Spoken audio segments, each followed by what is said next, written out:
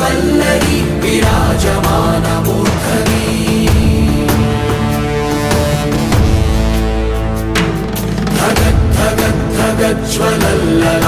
धगज्ज्वलल्ललाटपट्टपावके किशोरचन्द्रशेखरे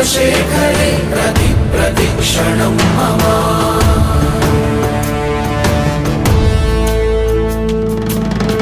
ആരിവൻ കല്ലും തൂക്കിപ്പോയിടുന്നോൻ പൈതൽ പോലെ തോളുമേലെ നിന്നെ തൂക്കിപ്പോയിടുന്നോൻ ആരോരും കണ്ടതില്ല ആരുമേ കേട്ടുമില്ല